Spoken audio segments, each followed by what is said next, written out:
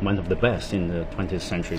The French hosted 6 World Expos, and last century, which is said to be the century of the U.S., a dozen or so expos took place in the United States of America. And that first one might be held in 1933, when the U.S. was at the height of the world economic crisis.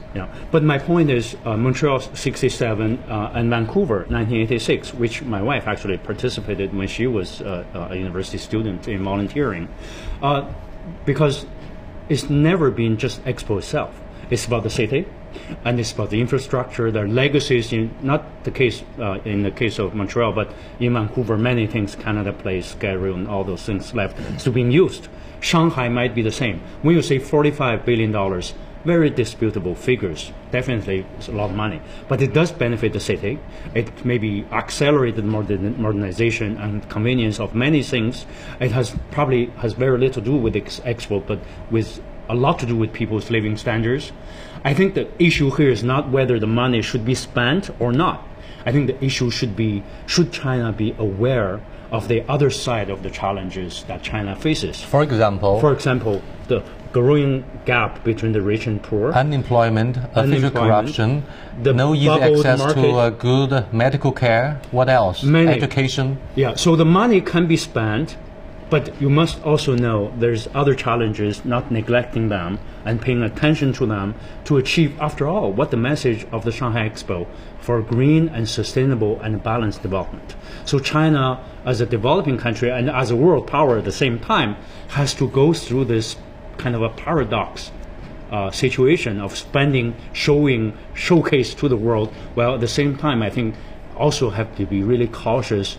This is still a country that many people live under $2 per day. Peter, I know, and I'm clearly aware that China was criticized by the European Union following Copenhagen, and the Europeans say, hey, you did not do enough to let us believe that you were serious enough to reduce the carbon intensity. But this time around, most of the pavilions are powered by solar panels, and we use electric vehicles, for example. How do you look at the enormous efforts that the host city of Shanghai has made to make sure that we're going to have a sustainable maintenance of not only the pavilions, but to showcase how the future of China would be like? Well, I think it's interesting that you've asked this question, because it is a question that's raised about Shanghai Expo, and it's quite right that it should.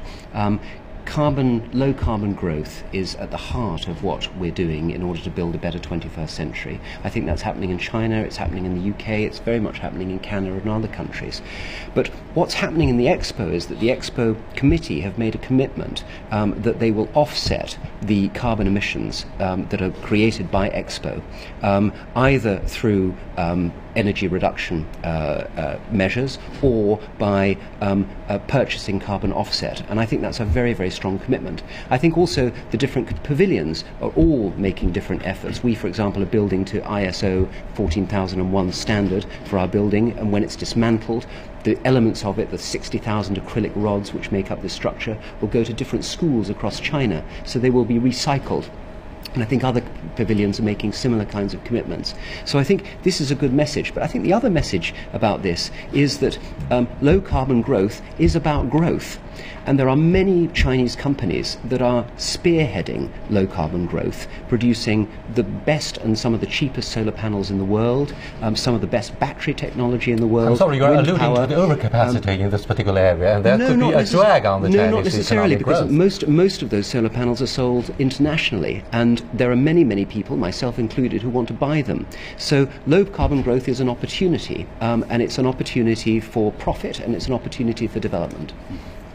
Well, the urbanization process of China is going to come in big waves. In the past, if any indication, in the past 30 years, we know there will be another 200, maybe even 300 million people will be urbanized. So the theme is good about how to have a sustainable, good life in a good city, because urbanization probably would be the best big thing for China to come. So therefore, I hope the Expo itself is not just a show, but it has an education showcase, and then people's consciousness will change.